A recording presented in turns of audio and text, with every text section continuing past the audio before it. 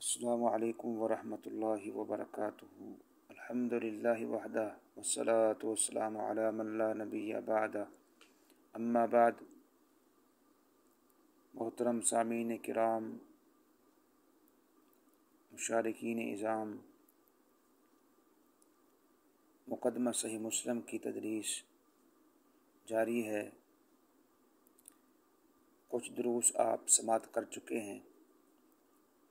گزشتہ درس میں آپ نے بات سماعت کی کہ ضعیف راویوں سے روایت لینا ممنوع ہے اور ایسے لوگوں سے حدیث کو اخذ کرنا، اس سے اجتناب کرنا چاہیے۔ آج کے درس میں اللہ کی توفیق سے یہ بیان کیا جائے گا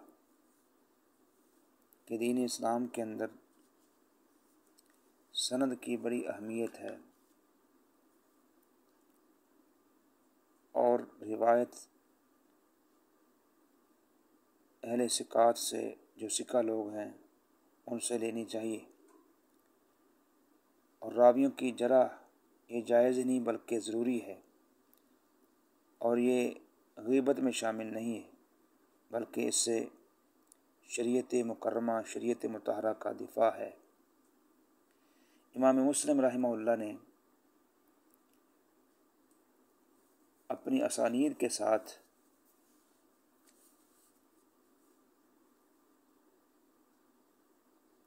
اسناد کی اہمیت کو اجاگر کیا ہے اور اس مسئلہ کو خوب واضح کیا ہے۔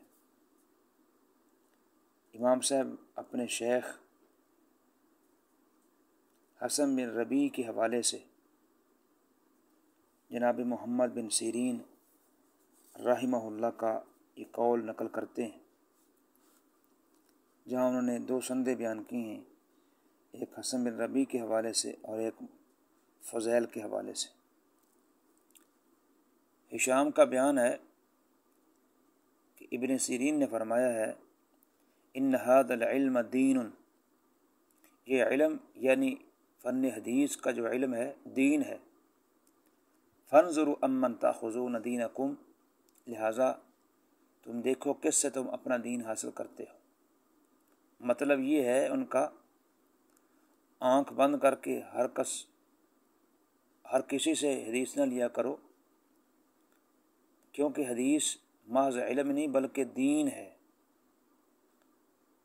اگر غلط حدیث قبول کر لو گے تو اپنا دین برباد کر بیٹھو گے، لہٰذا خوب غور کیا کرو کہ حدیث کا راوی معتبر ہے یا غیر معتبر ہے، اور دین ایسے شخص سے اخذ کرو کہ جو انتہائی قابل اعتماد ہو، قابل بھروسہ ہو۔ اسی طرح انہوں نے اپنے شیخ ابو جعفر محمد بن صباح کے حوالے سے امام ابن سیرین کا یہ قول نقل کیا ہے۔ امام ابن سیرین اپنے دور کے بہت بڑے امام تھے، محدث تھے، خوابوں کی تعبیر کے ماہر تھے۔ وہ بیان کرتے ہیں، لم یکونوا یسألون عن الاسناد، کہ سلف صالحین حدیث بیان کرنے والوں سے سند معلوم نہیں کیا کرتے تھے، لیکن جب وقعت الفتنہ، فتنہ رونما ہوا، قالوا، انہوں نے کہا، سموا لنا رجالکم، یعنی حدیث بیان کرنے والوں سے کہا کہ اپنی سند بیان کیا کرو، اپنے راویان کو بیان کیا کرو۔ فینظر الی اہل سنہ، تو پھر اہل سنہ راوی دیکھے جائیں گے، اور فیؤخذ عنہم، ان کی حدیث قبول کی جائے گی۔ فینظر الی اہل البدع، اور اہل بدع کی طرف دیکھا جائے گا، جو اہل باطلہ کے فرقے باطلہ کے افراد ہیں ان کو دیکھا جائے گا۔ فلیؤخذ حدیثہم، تو ان کی حدیث کو نہیں لی جائے گی۔ مطلب یہ ہے کہ جن دنوں فتنے رونما ہوئے، جنگ صفین کے بعد حالات ابتر ہوئے، رافضیت اور ناصبیت نے سر اٹھایا، اس وقت حضرات صحابہ بقید حیات تھے، انہوں نے اسناد حدیث کی داغ بیل ڈالی اور راویوں کی جانچ پڑتال کے لیے انہوں نے سند کا مطالبہ کیا، اور سند حدیث کی اس سے اہمیت اجاگر ہوتی ہے کہ علم حدیث یہ عام کو علم نہیں بلکہ ایک دین کا علم ہے، لہٰذا یہ دین اسی سے لیا جائے جو قابل بھروسہ ہو، قابل اعتماد ہو۔ اسی طرح امام صاحب رحمہ اللہ نے اپنے شیخ اسحاق بن ابراہیم حنظلی رحمہ اللہ سے یہ حدیث نقل کی۔ سلیمان بن موسیٰ وہ بیان کرتے ہیں کہ ان کی کہتے ہیں کہ لقیت طاؤوسن، جناب طاؤوس سے میری ملاقات ہوئی، اپنے دور کے بہت بڑے تابعی محدث تھے، یمن کے رہنے والے تھے۔ میری ملاقات ہوئی، میں نے کہا کہ حدثنی فلان کیت و کیت۔ سلیمان کہنے لگے کہ مجھے فلاں شخص نے یہ حدیثیں بیان کی۔ تو جناب طاؤوس نے فرمایا ان کان صاحبک ملیا فخذ عنہ، کہ اگر تمہارا ساتھی، تمہارا شیخ جن سے تم حدیث لے رہے ہو، اگر تو وہ بہت ہی پر ہے، مطلب سیکھا ہے، ضابط ہے، تو اس سے حدیث لے لیا کرو۔ اس سے پتہ چلتا ہے کہ تابعین، تبع تابعین نصیحت کیا کرتے تھے کہ حدیث لیتے وقت یہ احتیاط کرنی ہے، ہر ایرے وغیرہ نتو خیرے سے حدیث نہیں لینی۔ ملین کا معنی تونگر بھی ہے اور پر بھی، بھرا ہوا بھی۔ ان کی مراد یہ تھی کہ تمہارا شیخ اگر سیکھا ہے، ضابط ہے، متقن ہے، جس کی دینداری اور علم و معرفت پر اعتماد کیا جا سکتا ہے، اس کی حدیث لے لو۔ اسی طرح امام صاحب رحمہ اللہ نے ایک قول امام عبداللہ بن عبد الرحمن دارمی کے حوالے سے جناب سلیمان بن موسیٰ کا ہی ذکر کیا ہے، اس میں بھی یہی الفاظ ہیں، قلت لطاؤوس ان فلانا حدثنی بکذا و کذا قال ان کان صاحبک ملیا فخذ منہ۔ اس کا مفہوم بھی وہی ہے جو پہلے گزر چکا ہے، دونوں کا مضمون ایک ہی ہے، وضاحت کی ضرورت نہیں ہے۔ آگے امام صاحب رحمہ اللہ اپنے شیخ نصر بن علی الجہضمی رحمہ اللہ سے ایک قول نقل کرتے ہیں کہ جلیل القدر تابعی ابو زناد، جن کا نام تھا عبداللہ بن ذکوان، ان سے وہ بیان کرتے ہیں، کہتے ہیں کہ میں نے ادرکت بالمدینۃ 100 کلہم مأمون، میں نے مدینہ منورہ میں ایسے 100 حضرات کو پایا ہے جو سب جھوٹ سے محفوظ تھے، مامون تھے۔ ما یؤخذ عنہم الحدیث، اور ان سے حدیث نہیں لی جاتی تھی، کہا جاتا تھا کہ وہ حدیث کا اہل نہیں ہے، یقال لیس من اہلہ، مطلب یہ کہ محض دیندار اور سچا ہونا یہ بھی قبول روایت کے لیے کافی نہیں ہے، بلکہ فن حدیث کی بھرپور صلاحیت ضروری ہے۔ جب تک انسان کے اندر اس فن کے اندر وہ ماہر نہیں ہے، اس وقت تک اس کی روایت قبول نہیں ہے۔ تو بہرحال یہ باتیں بڑی اہم ہیں۔ آج کے دور میں بھی ایسے لوگ سوشل میڈیا میں نمایاں نظر آتے ہیں کہ جن سے لوگ علم حاصل کرنے کو، پڑھنے کو شرف سمجھتے ہیں، لوگ ان کو اپنا استاد مانتے ہیں، حالانکہ وہ علم حدیث کے ماہر نہیں، اور علم حدیث ان کا فن نہیں ہے۔ بطور مثال میں ایک جہلم کا ایک فتنہ باز شخص مرزا جہلمی کی مثال دیتا ہوں، جو فن حدیث کا ماہر نہیں ہے۔ چند موضوعات اس نے رٹے ہوئے ہیں جس میں مشاجرات صحابہ کو وہ بیان کرتا ہے، امت میں اختلاف برپا کرنے کے لیے، امت کو لڑانے کے لیے چند موضوعات اس نے رٹے ہوئے ہیں، باقی وہ فن حدیث میں کوئی ماہر نہیں، کسی سے پڑھا ہوا نہیں، اس کا شعبہ یہ حدیث ہے ہی نہیں، اس کا شعبہ تو صرف انجینئرنگ کا ہے جس کا تعلق حدیث سے نہیں ہے، صرف محض امت میں اختلاف برپا کرنے کے لیے چرب زبانی سے لوگوں کو اپنے دام تزویر میں پھنسانے کی کوشش کرتا ہے، حدیث کے سیاق و سباق کو وہ بیان نہیں کرتا ہے، اور حدیث کو وہ جو اپنے مطلب کی ہے وہ نکال کر کے بیان کر دی، اور پھر امت میں فتنہ کھڑا کر دیا۔ تو بہرحال ایسے لوگوں سے علم کو حاصل نہیں کرنا چاہیے۔ میں کہتا ہوں کہ ایسے لوگوں کی مجلس میں بیٹھنا نہیں چاہیے۔ ان کی جو ویڈیوز ہیں یا ان کے کلپس ہیں وہ نہیں دیکھنے چاہیے جس میں امت میں انتشار ہوتا ہے۔ اللہ تعالیٰ ہمیں راسخ العقیدہ اور اہل علم سے علم کو اخذ کرنے کی توفیق عطا فرمائے۔ آگے امام رحمہ اللہ نے اپنے شیخ محمد بن ابو عمر مکی اور اپنے شیخ ابوبکر بن خلاد الباہلی رحمہ اللہ سے یہ حدیث نقل کی ہے جو جناب سعد بن ابراہیم کا قول ہے۔ مثال بیان کرتے ہیں کہ میں مدینہ منورہ کے قاضی جناب سعد بن ابراہیم رحمہ اللہ کو کہتے ہوئے سنا ہے، وہ کہا کرتے تھے لا یحدث عن رسول اللہ الا الثقات، حضور کریم صلی اللہ علیہ وسلم کی حدیثیں صرف معتبر ثقہ راوی ہی بیان کریں اور کوئی نہ بیان کرے۔ جو ضعیف ہیں، جن کے اندر حدیث کی مہارت نہیں ہے، وہ لوگ حدیث نہ بیان کریں۔ تو دین اسلام کے اندر سند کی بڑی اہمیت ہے۔ اس بنا پہ آگے امام صاحب رحمہ اللہ نے اپنے شیخ اہل مرو کے بہت بڑے محدث محمد بن عبداللہ بن قہزاز کی سند سے امام عبداللہ بن مبارک رحمہ اللہ تعالیٰ کی یہ حدیث، یہ قول نقل فرمایا ہے۔ امام عبداللہ بن مبارک رحمہ اللہ تعالیٰ فرماتے ہیں، یہ قول بڑا مشہور ہے، الاسناد من الدین ولولا الاسناد لقال من شاء ما شاء۔ فرمایا کرتے تھے کہ اسناد یہ دین میں سے ہے، اگر اسناد نہ ہوتی، سلسلہ سند نہ ہوتا تو جس کا جو چیز چاہتا کہتا پھرتا۔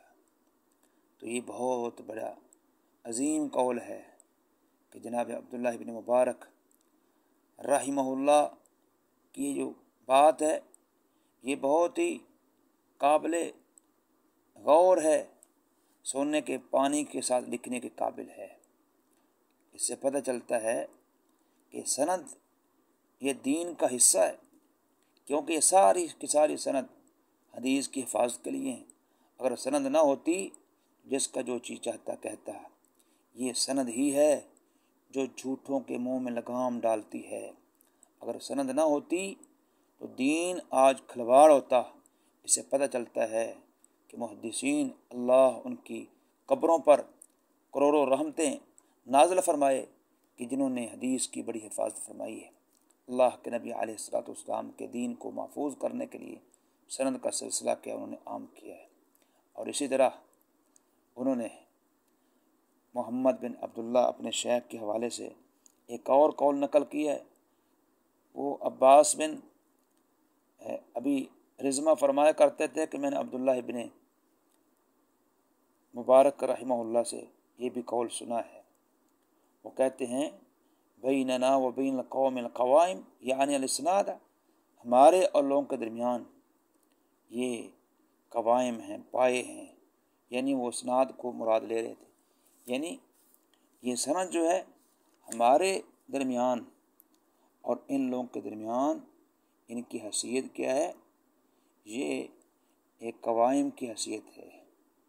یہ بہت اہم بات ہے، بلکہ بعض روایتوں میں یہ بھی آتا ہے، جیسا کہ حضرت خطیب بغدادی رحمہ اللہ نے الکفایہ کے اندر عبداللہ ابن مبارک کا یہ قول بھی نقل کیا ہے، مثل الذی یطلب امر دینہ بلا اسناد کمثل الذی یرتقی السطح بلا سلم، کہ جو شخص دینی بات کو بغیر سند کے حاصل کرتا ہے اس شخص کی طرح ہے جو چھت پر بغیر سیڑھی کے چڑھتا ہے۔ تو بہرحال سند کی اہمیت اس سے اجاگر ہوتی ہے۔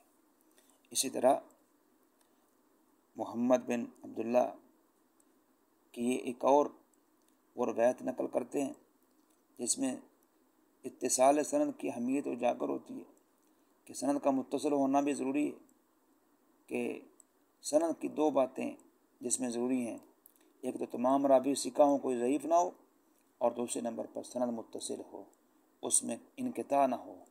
اگر تمام راوی ثقہ ہوں، سند متصل ہو تو حدیث قبول کی جائے گی اور اس سے دینی مسائل کے اندر استنباط استدلال کیا جا سکتا ہے۔ امام عبداللہ بن مبارک رحمہ اللہ ایک حدیث میں کے بارے میں ان سے پوچھا گیا، انہوں نے بتایا کہ سند کے تمام راوی اگرچہ ثقہ ہیں مگر سند متصل نہیں ہے، اس لیے یہ حدیث قابل اتصال نہیں ہے۔ ابن قحزاز کا یہ بیان ہے کہ میں نے ابو اسحاق ابراہیم بن عیسیٰ طالقانی کو کہتے ہوئے سنا ہے، انہوں نے کہا میں نے عبداللہ بن مبارک سے پوچھا تھا، یا ابا عبد الرحمن الحدیث الذی جاء، یہ حدیث کیسی ہے؟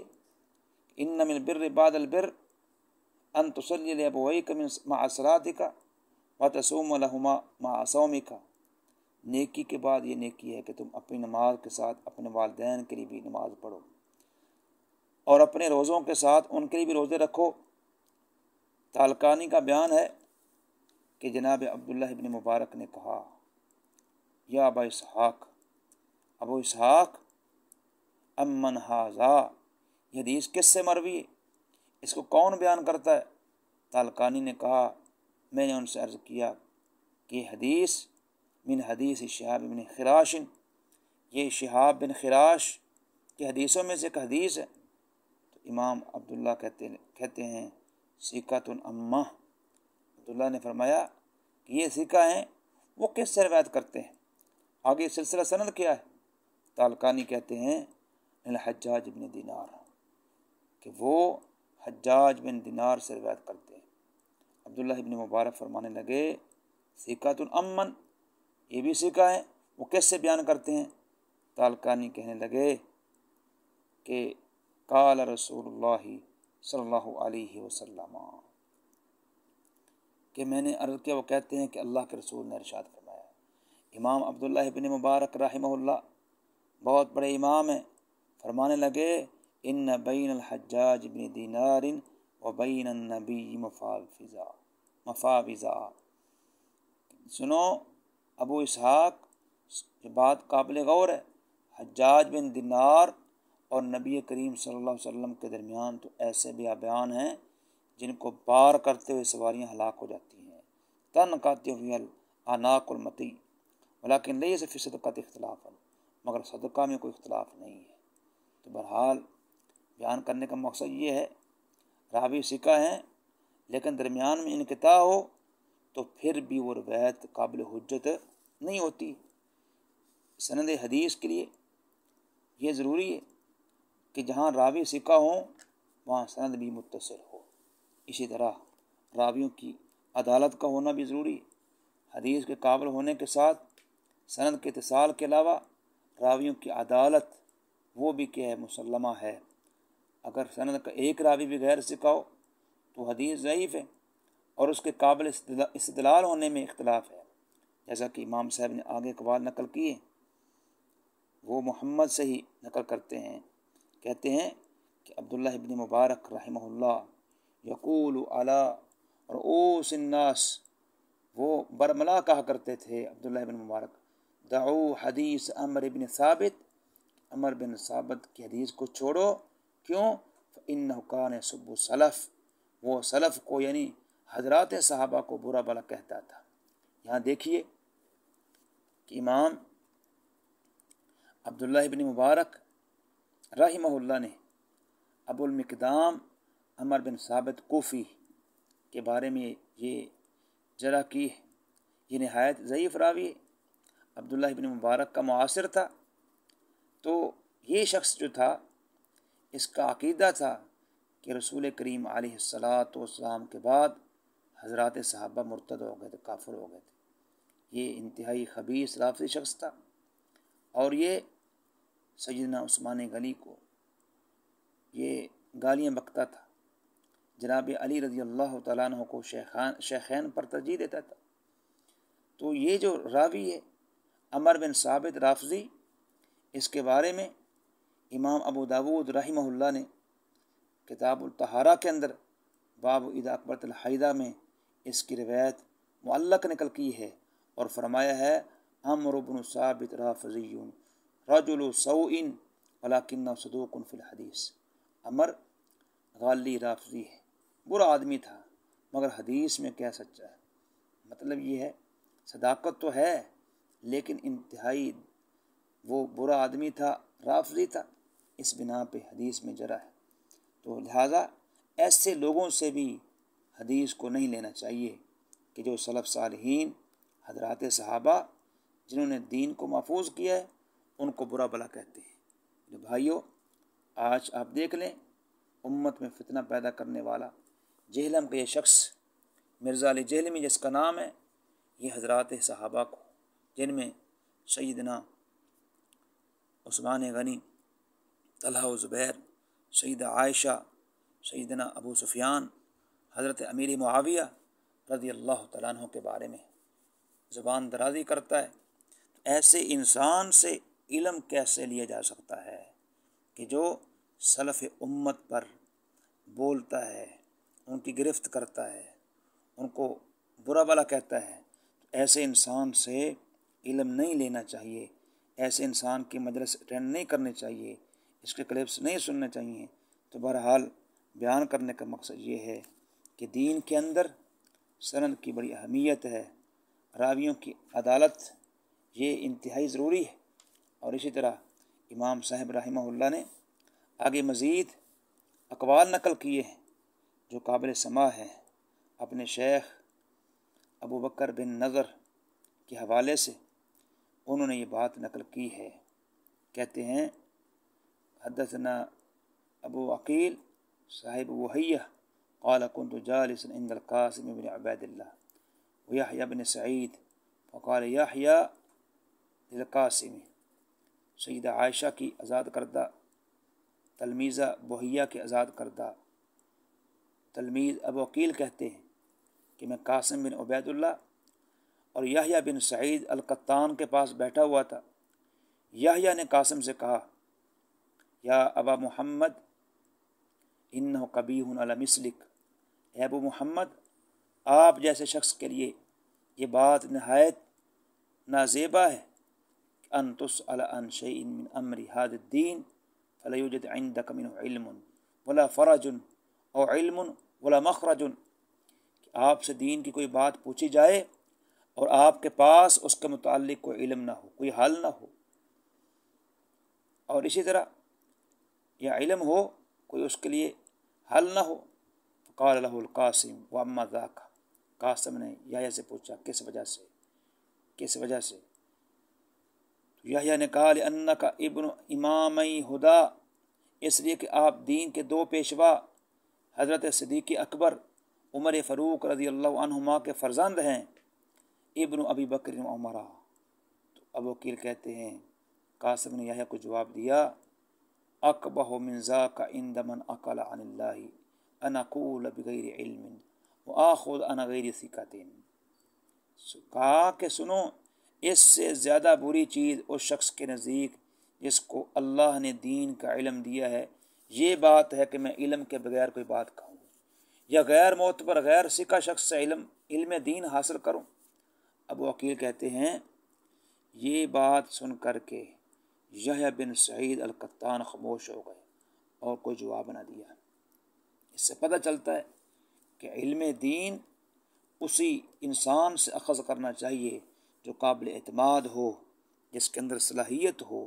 اسی طرح امام رحمہ اللہ نے اپنے شیخ بشر بن حکم العبدی کے حوالے سے یہ قول نقل کیا ہے کہ میں نے سفیان بن عیینہ کو کہتے ہوئے سنا ہے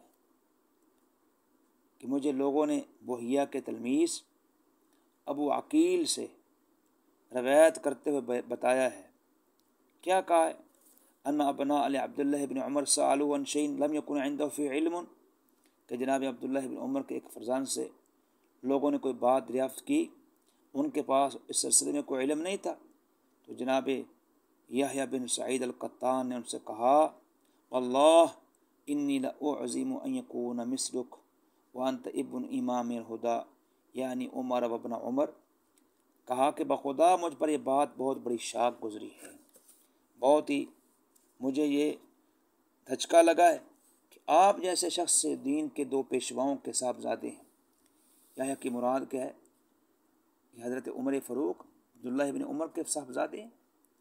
تو کوئی بات دریافت کی جائے، تسأل عن امر لیس عندک فی علم، اور آپ کے پاس اس سلسلے میں کوئی علم نہ ہو، تو قاسم نے جواب دیا، اعظم من ذالک واللہ عند اللہ وعند من اقل عن اللہ. کہنے لگے اللہ کی قسم اس سے زیادہ گراں خدا کے نزدیک، اللہ کے نزدیک اور شخص کے نزدیک جسے اللہ نے علم دین دیا ہے، یہ بات ہے کہ میں علم کے بغیر کوئی بات کہوں یا غیر معتبر شخص سے روایت کروں. سفیان کا بیان ہے، کہتے ہیں کہ اس گفتگو کے وقت ابو عقیل یحییٰ بن متوکل ان دونوں کے پاس موجود تھے. تو بیان کرنے کا مقصد یہ ہے کہ قاسم کا ارشاد غیر معتبر غیر ثقہ سے روایت لینا علماء کے نزدیک نہایت کبھی ہے. اس سے پتہ چلتا ہے عدالت راوی کی اہمیت بہت زیادہ ہے. راوی کا عادل ہونا شرط ہے. اس لیے امام صاحب رحمہ اللہ نے ان اسانید کو بیان کر کے اس مسئلے کو روز روشن کی طرح واضح کیا ہے کہ دین اسلام کے اندر سند کی بڑی اہمیت ہے، اور دین اسی شخص سے لینا چاہیے جو قابل اعتماد ہو، قابل بھروسہ ہو، ثقہ راوی ہو. اور جو شخص ثقہ نہیں ہے، ضعیف ہے، ایسے شخص سے حدیث نہیں لینے چاہیے. اللہ تعالی ہمیں ان آثار کو سن کر کے ایسے شخص سے علم کو حاصل کرنے کی توفیق عطا فرمائے جو قابل اعتماد ہو، قابل بھروسہ ہو، علمی حدیث کا ماہر ہو. وصلی اللہ تعالی علی خیر خلقہ محمد و آلہ و صحبہ.